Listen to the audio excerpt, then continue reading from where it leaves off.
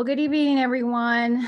Thank you all for coming or attending our webinar tonight featuring livestock nutrition that is covered by New Mexico State University Extension Specialist Craig Gifford.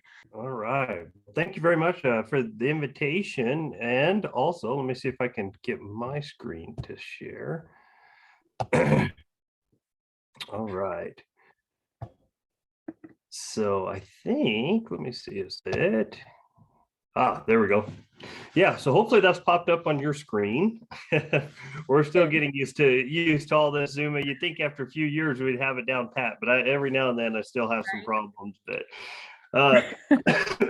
so thank you again, and I'm excited to be here tonight. This is a great program, so thank you for the invitation to be here. And unfortunately, Mikkel also asked me to come back and talk a little bit about supplementation. So tonight we're going to approach it more from a general understanding about nutrition, and really we're going to talk, and I know it says livestock, but I'm going to have to leave the horse stuff or the equine stuff to the equine people. So we're going to focus mostly on or focus entirely on ruminants. All right. So here we go. And before we get into that, I wanted to show you something, and this is an important concept that we're going to revisit a few times, and this is the growth curve. All right, and so it's really easy to understand. This is age across this axis, and then this is weight in kilograms, and don't worry about that necessarily, but that's just what these curves show, is that from birth to a certain point after birth, that the animals reach a plateau in growth, okay? And each animal's a little bit different. So obviously sheep are going to reach their mature body size a little faster than cattle. And this is just a reference for humans down here. The reason I'm going to show you this, or that we're going to talk about this, is each phase of these has different requirements, or each phase of this growth curve has different requirements. And that impacts a little bit on the nutrition side of what you're targeting or what you're feeding. I hope that makes sense. And we're going to keep revisiting this a few times. All right, this growth curve can essentially be measured in 4 different phases. Okay, and the reason, and then we'll get into this again in the next couple of slides of why this is important, especially as it relates to beef cattle or sheep production and nutrition. So the first phase is pretty much 15 to 20% of the total growth. This is usually where the animals, they grow organs, bone, and then muscle. So if you've ever seen a little newborn running around, newborn calf or sheep, and they're all leg, you know that that's what that looks like. They grow their organs, the bones to protect that, but they don't have a lot of muscle yet. As we transition to phase 2, this is 75% of the total growth, or has been achieved at the end of this. The organs really reach their mature weight, or their mature size, excuse me. Bone is pretty well complete. Muscle growth is maximal, and you start to slow fat accumulation. The reason this phase is really important is we talk about finishing animals for harvest. Usually this is the phase we end at. Now, our mature cow herd or mature ewes, they're going to continue on, obviously, through phase 3 and phase 4. And most of the growth has been attained at this point. And this is where they begin to accumulate fat if they have the necessary feed in place.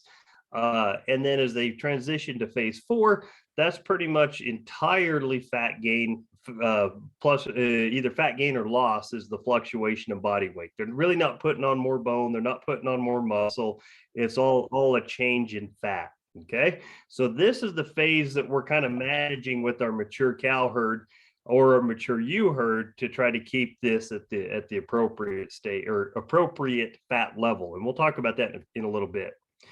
But before we get there, I want to just quickly remind everyone that we are feeding ruminants. Now, the same thing is with sheep. They don't have 4 stomachs. They have 4 compartments within the stomach, and that's the rumen, reticulum, omasum, and abomasum. Okay. Now, the reticulum, this is the honeycomb organ. This is sort of a grinding area. This is help forms the cud, if you will, for that they kind of regurgitate and then chew back and then swallow again. This is also a site of hardware disease. This is where if they swallow a nail or other heavy metal type of object, that's where it's going to accumulate. Okay. Now the rumen in this one is really important. This is the largest compartment. It has up to a 50-gallon capacity. This is where the microbes exist, all right? This is why a cow or a sheep can go out, eat a bunch of grass, and they're able to grow. If you or I did that, walked around and ate grass, we'd obviously starve to death. They have a group of microorganisms or bacteria in the rumen that help them digest these nutrients. Then the bacteria provide the nutrients that the cattle use. So it's a great relationship. And really, the rumen health is one of the main things, the bacterial health is one of the main things you're targeting with the proper nutrition program. Okay, you have to keep these bacteria healthy. If the rumen dies, they call it rumen death, and usually that is a lot of the bacteria begin to die, motility of the rumen slows down, and they call it a dead rumen. The papillae, which you can see here, tend to degrade a little bit, and then the animal will die. But a good healthy rumen has lots of papillae. It has a healthy micropopulation, and it's a constant turning, like a little fermentation vat in there. As a side note, if an animal, we were just talking about the snowstorm that you guys, at least up north, are experiencing, that one of the benefits of this rumen also is that it's a heat generator. So if you're having a very cold snap come in or a cold front move in, feeding these animals really long stemmed hay, things to really fill that rumen up, not grain, not that kind of thing, but really kind of long stem hay and fill it up. As they digest that hay overnight or in that cold snap, that actually will generate some internal heat to get them through that. So it's a really neat system. And this is what it looks like sort of in animation, is that you have yesterday's hay and grain sort of at the bottom. Today's floating up here and it's getting digested, and then you have a series of gases. This little cartoon just shows the constant turning and movement of that rumen to continually mix this process up to make sure everything gets digested well by the bacteria. But then again, the bacteria, they die and they're passed on into the lower intestine where they're absorbed as microbial protein. And they also produce something called volatile fatty acids, which then enters the bloodstream of the cow. So it's a really neat symbiotic relationship between the bacteria and the cow. All right. The omasum then, on the other hand, is removes water from the digestive, because that rumen has a whole bunch of water in it. You want to pull some of that out. And there's it looks sort of like books or leaves that are kind of stacked on each other, and they're just several layers to this. All right.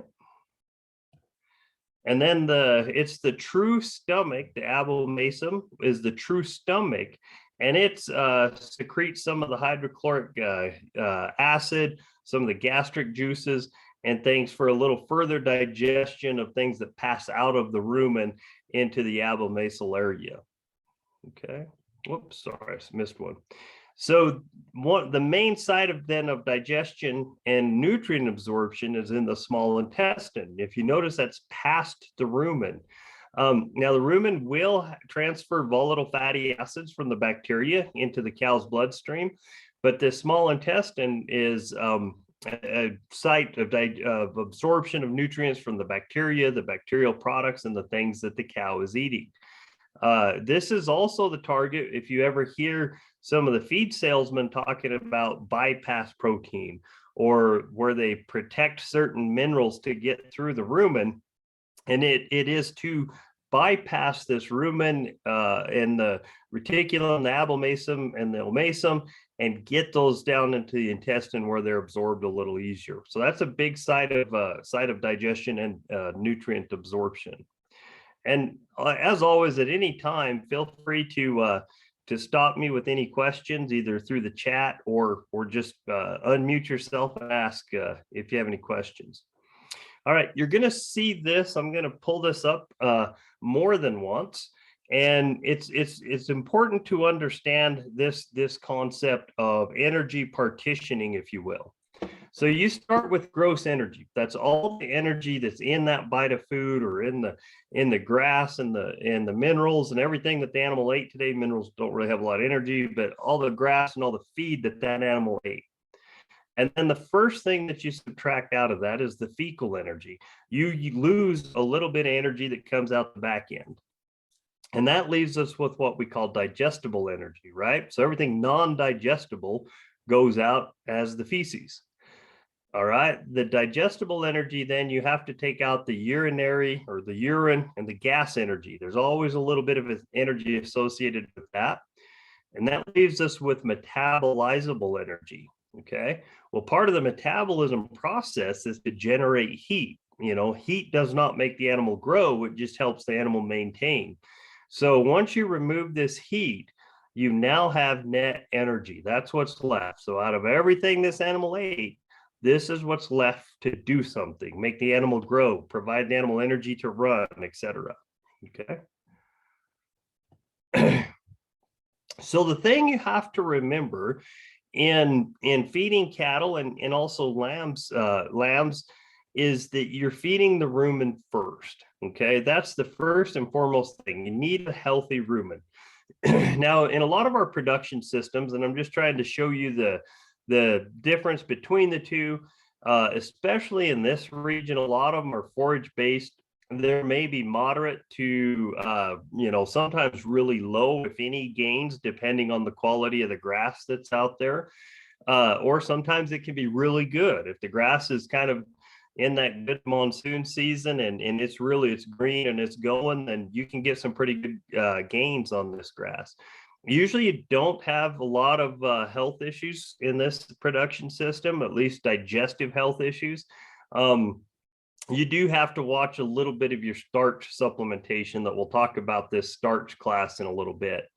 Now, in our rapid gain systems, these are the feedlots. Those are the things you're putting your calves in, or your young animals, and we're trying to get them to put weight on very quickly. A lot of times these can be really high grain rations.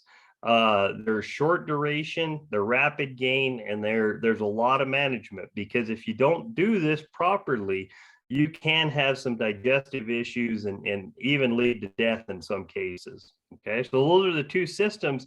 When we're talking about nutrition or livestock nutrition, we kind of have to, we do have to separate those two out. Now, relative to when we say feed, that is a really generic term, okay? And when we talk about how to feed an animal, we have to balance several components of what's in that feed. So obviously most feed has water. There's some exceptions, fats and oils and minerals and those kind of things. They all have energy. So you'll see this on a feed report as net energy, but you can also kind of infer from the total digestible nutrients, or TDN percentage, or pounds. You can convert that to pounds as an estimate of measure of that feed. So in general, the higher it is, the more energy that's in that feed. The other one, especially as we're watching the cow herd and they're grazing these dormant grasses that we have to watch, and we'll talk about this in the supplementation side of things, is protein. We usually talk about this from a crude protein percentage, or pounds of crude protein, but there's also this metabolizable protein. And there's what's called bypass protein. Okay, so metabolizable protein is really digested protein that's in the rumen by the microbes. So in other words, the digestible protein component, the microbes eat it. And then there's protein that's undigestible, and it passes through to the small intestine, and it is absorbed there for the animal. And then we also have fiber, and we have a couple ways to represent that, from crude fiber to neutral detergent. We also have this NDF, ADF, which is neutral detergent and acid detergent fiber, and a lignin percentage. And we're going to go through what each of these mean in the next little bits. But what I really wanted to make sure, when you say feed an animal, it's not just look at what's in the feed and break them out at least into these very basic components that's on this slide. Okay. And again, stop me if any of this is really unclear. So we look at grains. This is corn. This obviously doesn't look very dried or anything, or it's not ground for sure. But this is a picture of that. Grains in general. Now, I want you to really want to convey that each grain can also be different. Okay. But in general, grains are very high energy. They're usually lower in the protein. This says 10 to 14%, but it's probably like that corn is often down around 8 or 9%. These are really rapid gains. It's just a lot of energy. It's kind of like candy, but it has a lot of starch in it. Most of these you need to crack or process slightly to get the most bang for your buck. But you can cause digestive upsets. And the other thing is, as the starch level increases, especially in range cow situations, if there's not enough protein in the diet, you can actually reduce your forage use. Okay. And that's an important one that a lot of people don't know about. And that's why, if you're not sure, be sure to contact your county office, and we can kind of discuss that a little further. But yeah, if the protein's not adequate, so let's say it's right now, it's really dry, the grass is dry, and you decide you want to try to help them out by pouring corn to them, sometimes that can cause or that can be more detrimental than not giving them the corn. The high starch can actually inhibit the forage use, okay, without sufficient protein. All right, let's see. Oh, I hope. So let me try one more time. Okay, sorry. Oh, there we go. Protein. All right, so protein is usually, especially in the range cow situation, or even in some of the range ewes situation, this is usually the most limiting thing. And in this region, something that is most commonly supplemented. We'll talk about that again during the supplementation side. You can get protein either that's just high in crude protein, or you can supplement it where it's both high in energy and high in protein. And again, we'll talk about that in the supplementation side of things. It's usually pretty expensive, and if you haven't been tracking feed prices, it's getting out of hand.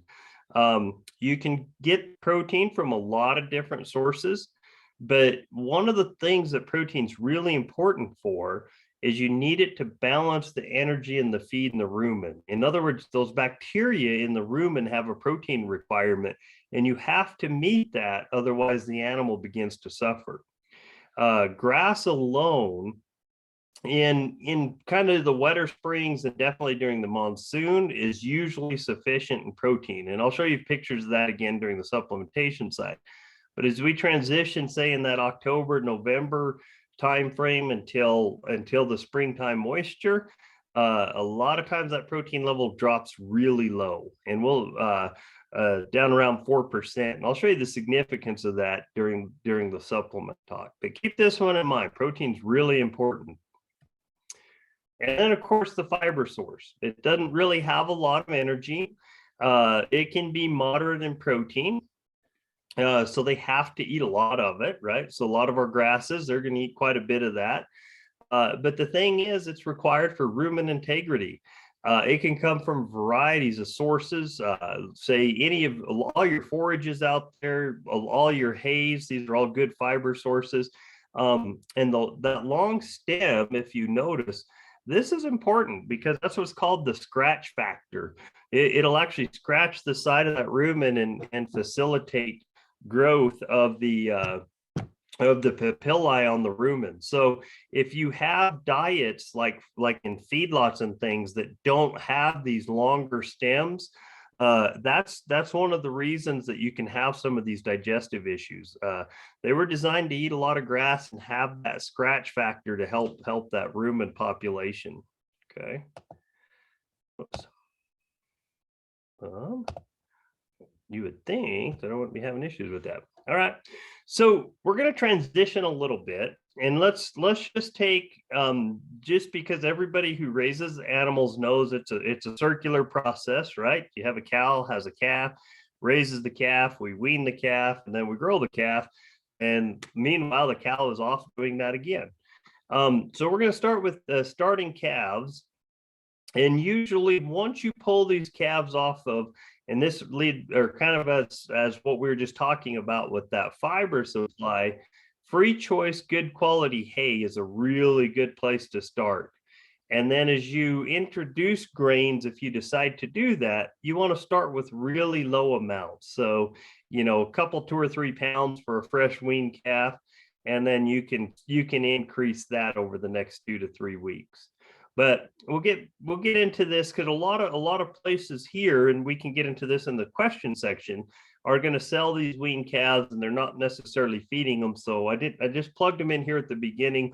We can elaborate on that more if you have some questions on that. But when we start thinking about, oh, and I'm sorry, I put this up, and Mikkel, I can send you these slides. This is just some example of a diets that for various calves in different phases, just so you get an idea of what this would look like. And what I really wanted to show you was that as you're starting these calves out, things like corn are kept at a minimum. This is a percentage of the diet, and then they increase through the finishing phases. Okay, things cottonseed hulls, they're kind of something we didn't talk about, but they're a really good fiber source, and so they start a little higher and then are diminished, if that makes sense. What I really wanted to show you here is this is what it looks like if you're looking at sort of a feed analysis. And this shows you the net energy. This is net energy maintenance. This is net energy gain.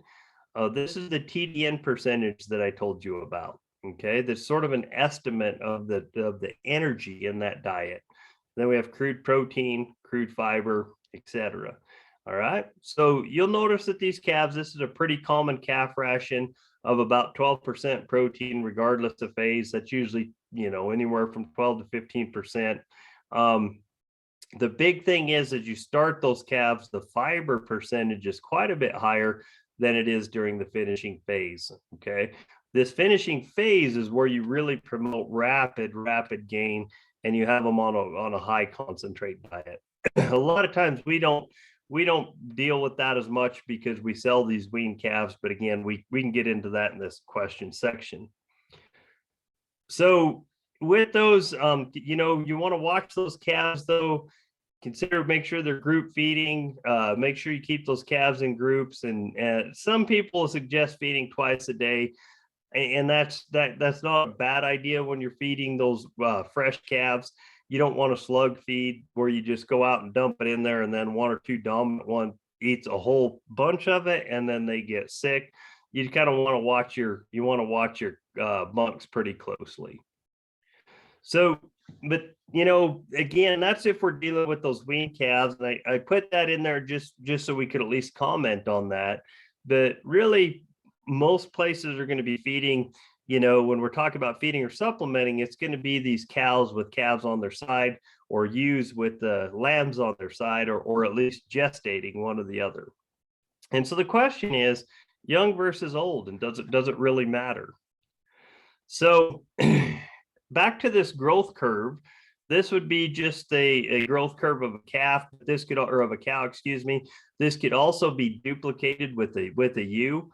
That from the time that animal is birthed, the animal is weaned, and look at where this animal is starting to breed at. Okay, it's starting to breed here at puberty. This would be slaughter if the animal went on to slaughter. But this would also be the point where they'd be having their first calf or their first lamb, somewhere out in here, well before where that growth curve plateaus in maturity. Okay, so I want you to keep that picture in your head, that when you start breeding them and they have their first calf, or they're growing their first calf or lamb, they're still at this phase. What this means is they're still growing. Okay, they're not plateaued yet. Now let's think about that for a minute, okay? if we go back to this gross energy diagram, right, where we lose our fecal energy, we then move on to our digestible energy. We lose a little bit in urine and gas, back to metabolizable energy and lose our heat. We have our net energy, which we then use for maintenance. Okay, that's the first partition of that energy that cow eats, is to maintain her body. Okay, then if there's any left over, that's where we can go for production, growth, and reproduction. The reason I bring this up, if you think about the cows here, they need, after their maintenance, they're just talking about reproduction. Okay, but these younger animals that are still back here, they need that energy for both reproduction and growth. And that's a very important concept.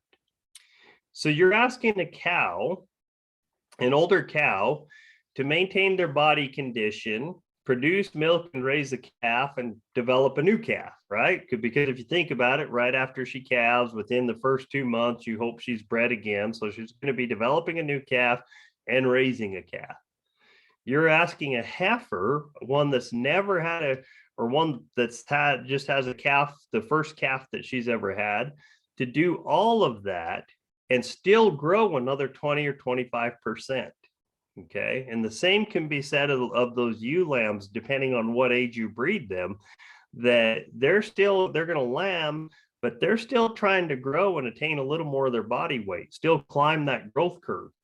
So you aren't asking the same thing of each group, so you can't feed them the same thing in a limiting environment. And I apologize, I don't know why that popped up. It looked good earlier. Why that crossed down into the New Mexico State logo. But what I'm getting at is, this is the challenge we have in New Mexico, especially if you have mixed ages. And a lot of times it's not feasible to separate these groups out, but it's important to understand what to watch for. You can't evaluate these yearling heifers or these first calf heifers as the same as you would say a 6-year-old cow. You have to really watch those two groups separately, even if you're running them in the same pasture. Okay, you have to keep an eye on them and evaluate them separately. So let's take an example in May of a first calf heifer and a mature cow. It's coming up here in a few months. It's a dry spring, which it seems like it's going to be, so forage is marginal, but it's not really limiting. So hopefully you've managed well and you have some grass. They're just calving now, so they're about, at this theoretical stage in May, they're going to be about 3 months into lactation. Okay, and I showed you kind of the total digestible nutrients, which is going to be sort of an estimate of the requirements of energy for that animal. But we also will list the net energy for maintenance and the crude protein requirements in these animals. Okay, so what I want to show you, I'll walk you through this here. This is TDN, and this whole thing is either in pounds or megacals. This is net energy for maintenance, and this is crude protein. All right, these are all in May. They're 3 months into lactation. So let's look at an 1,100-pound mature cow that milks just a little bit. She's in moderate milk at this point. These are her requirements. Okay. A first calf heifer, and so this cow's moderate milk. She's really cranking. This cow is 1,100-pound cow. She's in the mid-third of gestation. So let's assume this cow didn't calve yet. She's still in the middle third of gestation. Look at the difference in her energy requirement. So this would be a cow, say you've weaned the calf off in October, and say this is November, December. Her energy requirements are a lot less, as are her crude protein requirements in pounds, almost half as when she first begins to lactate. Okay, now look at this first calf heifer, and as she's nearing or early lactation, she's wearing, at this point, getting ready to breed 800 pounds. You're talking almost as much as a mature cow that's already in moderate milk. So these heifers have a big requirement, because you want her to still gain weight in addition to lactate and get pregnant. So it's a big order, especially if you look at some of our grass. This time of year can representative grass, relatively dry grass that time of year with about 11 TDN and only providing 1.5 of the crude protein. And this is a little on the high side. Some of the stuff we're seeing this year is even lower than that, but you can see a pretty significant reduction, almost a pound less of crude protein supplied by the range as that animal requires. Okay, so what I really want to show you that is that these different classes of animals, and we'll talk about this again in supplementation, but these different classes of animals have different requirements. Okay, and that's an important thing to understand relative to the livestock nutrition side of things. So in general, you want to pay attention to the stage and the age of the animals you were feeding. It's really important to evaluate, even if you have to run them together, but you're trying to evaluate if these animals are doing good or not. You have to evaluate each group individually, because it might be that you're feeding your older cows just fine or your middle-aged cows just fine, but your younger cows are really slipping on you, and the same on your ewes. So you have to pay attention to that. We're going to really hammer this in the supplementation side. You have to pay attention to your range conditions, and then you tailor your supplements to your deficiencies: energy, protein, mineral, etc. Okay. And in some cases, like us right now down here, I have a small set of cows and we're just feeding hay right now. We're almost the wheat pasture's almost ready, but there's sometimes you give them everything, and usually it's us with smaller herds. The bigger herds out on the range, they mainly are supplementing, not feeding, and there's a difference. We'll talk about that. So how do you know if it's going to meet the cow demands? And it's body condition score, and this is probably the best way to know if you're doing things correctly. So this is the relative fatness or body condition of a cow, and you can use the same concept in ewes. It's on a 9-point scale. It is one of the more common ones that you'll see. There's also a 5-point scale, but we're gonna start with 9, the 9-point scale. 1 is extremely thin, and 9 is something you see in a backyard kind of pet thing, or extremely obese kind of situation. Where you really evaluate the fat thickness is over the tail head area here, from the hip bone back to the pin bone, the back, the ribs, the brisket area, and again back in this tail head and this hip and the hooks, and also doesn't show up, but in this paralumbar fossa, the vertebrae shown right through here is also a good indication of body condition. Okay, so this is a body condition score too. Now, New Mexico, these are some pictures that are on the web, and these might be a little higher than 2 in New Mexico, but basically the ribs, you can really see the rib structures. Okay, you can also really see the kind of the vertebrae sticking out here in this paralumbar fossa region. You can see the hooks and the pin bones really well, really pronounced, and there's no fat in the brisket area. Okay, so that tells you their body condition score 2, and you want them to be a little more than that. As we get to 3, you start to get a little more rib cover, a little more fat over the tail head, a little more fat in this hook, from the hooks to the pins, and this region is becoming a little less prominent. Still not a lot in the brisket area. Okay. By the time we get to a 4, ribs and pin bones are still, you can still see some ribs, the pin bones, you can still see the pin bones, and the fat over the ribs isn't super apparent, but you can usually see anywhere from 2 to 5 of the ribs. You won't see the entire rib cage at this point. You can still see the individual muscles in the hindquarters. By the time we transition to the 5s, and this is kind of what your target's supposed to be. New Mexico, we shoot from 4 to 5 for most things, because it's just the feed, especially going through this really dry spell, can be hard to keep them at a 5, at least economically. But the ribs are less apparent. You're starting to get a little bit of fat over your ribeye areas. You might see 1 or 2 ribs that are apparent. Still not a lot of fat in the brisket, but your individual muscles now are starting to go away in the hindquarters. Okay, and that's when you transition to a 5.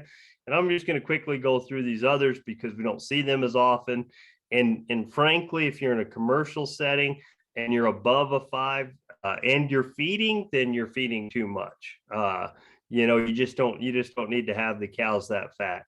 Now, there are some herds that are going to just be really efficient. And if they're out there in kind of drier conditions and you're not feeding, either your grass is doing really good or they're just really efficient cows or both. But if you're feeding and you're up in these next ones, you're wasting money. Okay. All right, so this just shows 6, and the big one is a lot of us starting to see fat cover from the head to the tail. You're starting to get a little bit in the brisket even. And I didn't list any of the others because you really don't see them. If you're feeding past 6, you're wasting money, and that's costing you more than that animal, or more than that animal needs to cost you. Okay. And the reason this is important, this is our best estimate. I know there's a lot of other technologies out there. Some people are using the nut bowel thing with NRCS, and I'm not as familiar with that, but the body condition score is really a great indicator of how that animal's health is doing, and also how your feeding program is going. And it impacts everything. And it's more than an indicator, because we know that animals in proper body condition score shown here, they breed back faster after they calve, and they also have greater immunoglobulins in their milk or their colostrum. So they have a higher quality colostrum as the cow body condition score increases. So that's why we use this a lot. And there's a lot. These are just 2 examples I give you. But there's a lot of data out there saying that when these cows get up above 5, a lot of the production characteristics start falling into place and look pretty good. Okay. And to me, that's it's the best measure of if we're feeding right. So always check them about 2 to 3 months before calving or lambing. Check them again when you wean. And if it's really dry out, just keep monitoring them. And then you just manage that nutritional status to get her to reproduce. And it doesn't matter, the same goes for a ewe as well. We have a few differences that we're going to talk about shortly for the ewes, but that's the best thing. If you are choosing to feed, do know if you're feeding or supplementing, and we'll get into that during the supplementation thing. But know if you have to feed energy versus protein, or both. If you need a roughage source in the case of really dry conditions, or if you're feeding them exclusively and they don't have grass to go graze, the good roughage source is things like hay, soy hulls, cottonseed hulls, etc. But you calculate the cost based on quality and tonnage, not tonnage alone. The worst way, unfortunately, we all have to buy hay this way, is they sell it by the bale. And that is the absolute worst way to buy hay. But sometimes that's all we're left with is to buy it through that. If you have any questions, we can definitely help you balance a lot of these out. We have software, we can crank stuff out pretty quickly based on the quality of the feed. Now, if we're talking about the sheep side of things, and I added a couple slides in here just generically, and in the last 10 or 15 minutes, we'll talk about some goals. 175% lambing rate's a really good target, but it depends on the breed, of course. Some of the black-face breeds or others, you may not get that high. Some of the white-face breeds, you may be higher. It's hard to tell. Less than 10% mortality, and you really want these ewes to last a long time. If you're in a smaller operation, sheep and small ruminants are a great thing to evaluate. Right now, those, at least I haven't checked for a month or so, but a month ago, I can tell you the lamb prices were really high. So your return per acre with sheep is really good. You want to divide your management, though, with these ewes is a little different, because you really want to divide how you feed these into the various stages of production, because the energy and protein vary a bunch with ewes, maybe even they're less forgiving than a cow is in that regard. Okay. And so what this shows is this is pounds of either energy or TDN and protein. And if you look, this is for maintenance of a mature ewe. This is during early and late pregnancy and after they're born, either single, twin, or triplets, and then near weaning. And you can see that that energy requirement goes up substantially depending on parity and stage of gestation, as well as that protein requirement. Okay. So this extra nutrition is needed to support both the fetal growth and mammary tissue development and prevent toxemia or ketosis. You don't see this as much in cattle, this ketosis, because those old cows will go out and calve sometimes and body condition scores of 4 and still breed back. But sheep are a little more sensitive, and you need to get that energy up near lambing. And you got to do that to also help to make sure the lambs are healthy. So pre-breeding, you definitely want to sort those some of these ewes out that are broken mouths, gummers, or bad udders. On the cow side, a lot of times that's done by preg checking in the fall. The ones that have problems are going to be open. Get rid of your open cows, and you've already sorted these problems. You want to do your body condition score, and then we want to flush ewes to try to get with about a quarter of a pound of grain per day, 14 days prior to breeding. And I'll show you what flush means in a second. So during breeding season, you can keep flushing those ewes, and then you only want to have a 60-day max breeding season for sheep. Okay.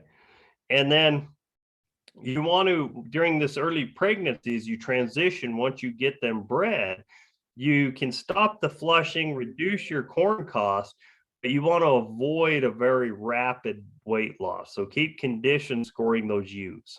Okay. So flushing is increasing the nutrient density or the energy, and it increases the ovulation rate. So you can actually improve how many lambs you have per year by feeding this about quarter pound of corn per head per day near the breeding season. Okay. Now this one's really important. Is 30 days prior to lambing, you need to feed about 1 to 2 pounds of grain or corn per day. And that's really important to prevent that ketosis or pregnancy toxemia. And what happens is those ewes get really weak. Some of the lambs are weak. They may abort, and some of the lambs may die, and even some of the ewes may die. And you may have a lot of just lambing issues during that time. So this is a really important one with sheep. And again, cattle are less sensitive to this for sure. The other thing is that those ewes won't produce quite the colostrum they need to do. And they'll also have poor milk production, so the quality and the colostrum will be reduced, and the wool production will also be reduced in the offspring. So feeding those ewes 30 days prior to lambing is a really important concept. Okay. Now on the flip side, again, cows aren't quite as sensitive. But we do have issues in cows that are fed too much. We just don't ever see that in the Southwest hardly. But if you do have some ewes in the back, they're more prone to pregnancy toxemia. You also are kind of more prone to having lambing difficulties, prolapse, other dystocia issues, and big lambs. Obviously, if they're going to have birthing problems, they can die on you. And it just costs you money. So this goes back to the economics. You don't want to overfeed. It just costs you too much money, and it can cause health problems in your livestock. Okay. So we talked a little bit, this pregnancy toxemia again is really inadequate energy intake during late gestation. If you run into that, you can treat them with propylene glycol or glucose IV and try to get their sugar and their energy levels up, or you may have to C-section them. Now, milk fever is something where you have low blood calcium by not enough, or in some cases too much calcium in the diet. So you also want to watch your mineral programs in your livestock, especially near near calving or near lambing. And in this case, there's some calcium solutions you can treat with to overcome that. The ones I really want to go through is sheep are relatively more sensitive to selenium. We do have, it's interesting, even on the cattle side within New Mexico, we have rangelands that can actually produce grass that can have almost near toxic levels of selenium. And we also have the flip side to where it can be deficient. So we kind of have the range of that here. So if they're deficient, you're going to get retained placentas, white muscle disease, poor immunity. And then as it gets toxic, you can have what we call this alkali disease. Where I come from in Wyoming, this is a terrible problem. We have alkali everywhere. They get blind staggers and death. And so selenium's a tricky one. The other one, especially if you're running cattle and sheep together, is copper. You really need to pay attention to this because their toxic levels of copper are as low as 6 parts per million per day. And so sheep are really, so if you mix a cattle ration or even a sheep ration in a mixer that followed a cattle ration, you can kill sheep due to this copper toxicity. It's just from the carryover of the feed mixing equipment. So that's where if you're buying feed in a bag or mineral, it has to have the all stock, not just the cattle mineral. You don't ever want to put out like a cattle mineral if you're mixing it with sheep, or some of the cattle feeds that are fortified with vitamins and minerals will have too much copper for sheep. So you have to pay attention to this and feed with the all stock minerals or feed, and really pay attention to that. So if you look at this, this is for weaned beef cattle on pasture. This is just one example of something that can be fed to horses and cattle, but that you can see that this would kill sheep in a hurry. It has copper at minimum of 10 parts per million, and that's more than enough to kill sheep and have an issue. So you have to pay attention to the copper if you're running cattle and sheep together and feeding them the same. And, and if you just are new to the sheep side of things, don't go buy any feed. Make sure and talk to your county offices or somebody if you're not sure, to identify and get the right feed for them, because this copper is a big deal for sheep. Some of the other things that you can get to, some of the feed ingredients that can be a little bit high in copper, some of these protein tubs that we put out, even soybean meals or distillers grains, or some of these can have pretty high copper levels. Some of it's dependent on where the plant was grown or the grain was grown, but you really want to pay attention to what feed ingredients that you're putting out for those use. Corn, alfalfa, those kind of things are generally pretty safe. And how much they eat of it really matters. Okay.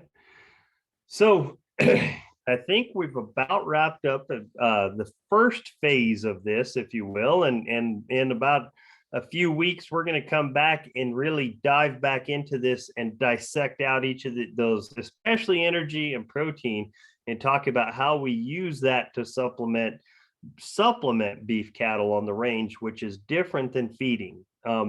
Feeding is where you're providing the majority of the diet for the animal. Supplementing is where the range is providing the majority. You're just filling in the gaps. You do want to be aware of toxicities when you have these mixed classes of livestock like sheep and cattle. And if you can, you need to manage your groups. And by that, I mean your age groups primarily. The other trouble we have is a lot of people don't maintain breeding seasons. And I showed you that where the requirements are vastly different if the animal's just gestating versus if the animal's lactating. So we'll talk about this again in the supplementation side of things.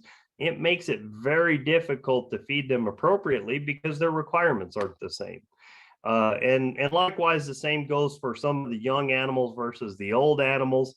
But always remember, you're trying to maintain a healthy rumen, and you run into all kinds of crazy things. And this will be the last story I end with.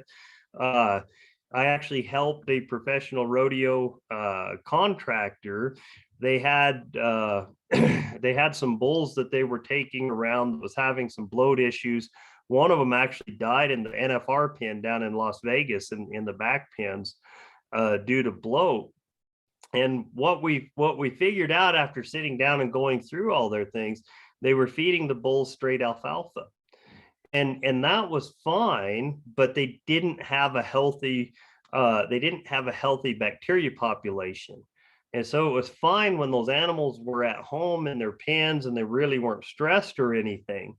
But as soon as they were loading these rodeo bulls up onto a trailer and they were taking them around, then that disrupted them, and there was the stress, and it must have disrupted the bacterial population enough that they were bloating, and some of them were even dying. So that's a perfect case of where the animal looked fine and everything looked okay as long as everything was quiet and good, but that was not a healthy bacterial population. And so you have to always keep that in mind. You have to keep the rumen bacteria happy to keep the animal happy. So with that, I'm happy to answer any questions. You can also email me or call me. And again, I'll be back on in a few weeks to talk a little bit more about supplementation. So if you think of a question between now and then, save it, and we can even start the next session with them as well. So let me escape out of here or stop sharing, maybe. Thanks. And we can take any questions. Yep. So if you guys have any questions, you can feel free to unmute yourself, or you can go ahead and put them in the chat box or however you like. But I have a question for you, Craig. You mentioned something about pregnancy. I'm not sure how to say it. Toxemia. Yeah. I'm not. Yeah. So what is that, and how can you prevent that? Yeah, so that's primarily in the sheep side of things. So it can happen in cattle. It's just not as common because of our birth weight situation and how cattle, their metabolism. It's not as common, but it can happen. So in sheep, the thing is that these lambs start growing, and during gestation and about a month before before lambing is the time that lamb growth is at its greatest. All right. So then it's pulling a lot of energy and nutrients from the mother, and she starts breaking down some of her muscle supplies and things, and actually enters sort of a ketotic state. So if anybody's ever heard of the what is it, the Atkins diet or the some of these others, that's what it does, right? It starts breaking down your fat and things, and you produce these ketone bodies and actually enter ketosis. So it's kind of like that, where it's pulling off so much energy from this ewe that she actually enters this almost ketotic state, and that's that pregnancy toxemia. So by supplementing the corn, you overcome that because you meet that higher energy demand right before lambing. Thank you.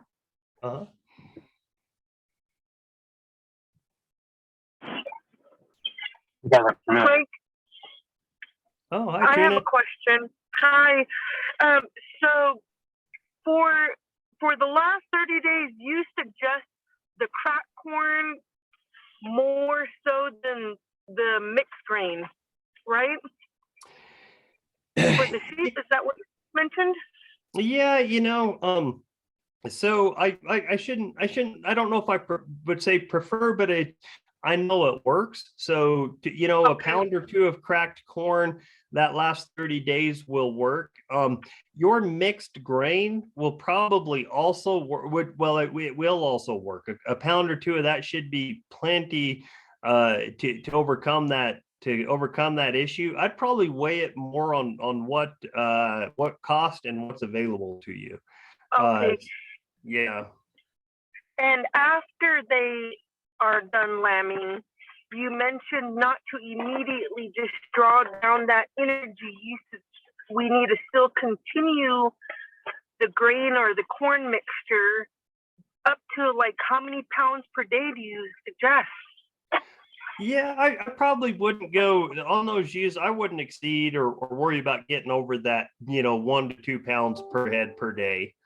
I would just keep it at that even after weaning, especially if they're on, the other part of their feed's pretty good. If they're on some alfalfa or, a little bit of hay or that kind of thing, I would keep them on that 1 to 2 pounds post after they lamb. And for at least that first 15 to 30 days there. Okay. And then the hay suggestion, because unfortunately, we don't have a pasture for our sheep. So they're strictly on hay. Right now, they are on alfalfa grass. Mostly, we tried to get straight grass. I don't know if that would be wrong, and we should stick with the mix. What do you think? Yeah, so I think that alfalfa grass mix is really good, just because you're getting some of the protein. You're getting the protein with the alfalfa. And, alfalfa is pretty underrated in terms of the minerals that are in that. We're actually trying to work on, I don't know if you've paid attention to the price of mineral right now has gone through the roof. And the mineral profile of alfalfa is actually really good. So we're trying to look at that from a economic side of things in terms of a mineral supplement even. So I would say the alfalfa grass is probably your best bet, especially in those lactating or late pregnant ewes. Once you wean the lambs, you can probably get by with just some grass hay if it's cheaper. Okay, got it. So more cost efficient. Okay. Thank you. No, one thing to be careful that we actually saw here at one of the sheep units, when they weaned the lambs, they put them, and it was all that they had available. So it wasn't, it was in the drought, and all that was available was some alfalfa. And it was really interesting. They were on this really high quality alfalfa, but it was too much protein. They didn't grow at all.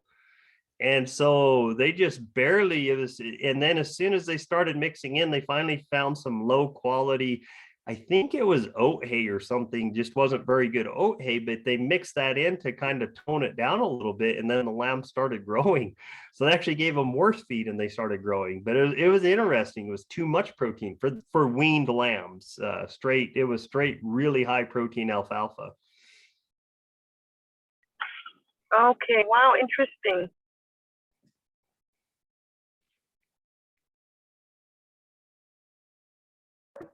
Do we have any more questions? Like I said, again, you're more than willing to put them in the chat box, or you can go ahead and unmute yourselves. Let's see. Okay, well, that can conclude our webinar tonight. So if you guys have any questions or come up with any questions, feel free to contact me or Jesse or even Craig, and we can go ahead and have him answer those for you. But thank you everyone for attending our webinar tonight. And I hope you all take back some knowledge and information from this webinar. I just want to thank Craig for setting some time aside to present the importance of livestock nutrition for our producers here tonight. So thank you so much for that. And before you guys leave, we do have a poll. So if you could please take some time and answer those for us, we would really appreciate it. So let me go ahead and let's see.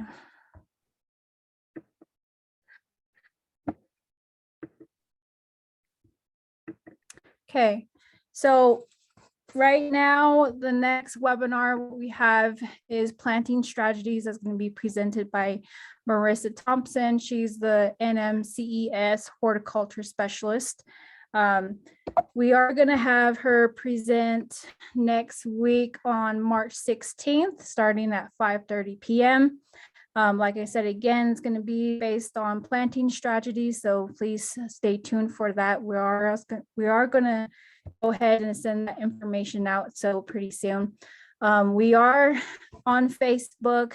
We do have a YouTube channel, and we do send out monthly newsletters. So there's 3 ways of communicating with us. So if you have any questions from this webinar, feel free to contact us. Our email is right there. You can contact Jessie. She's the field coordinator for the NSA project. And if you want to contact her, there's her email.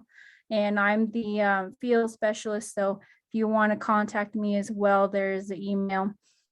We do have a vacancy for horticulture field assistant. So if you want to email us about that, feel free to email us.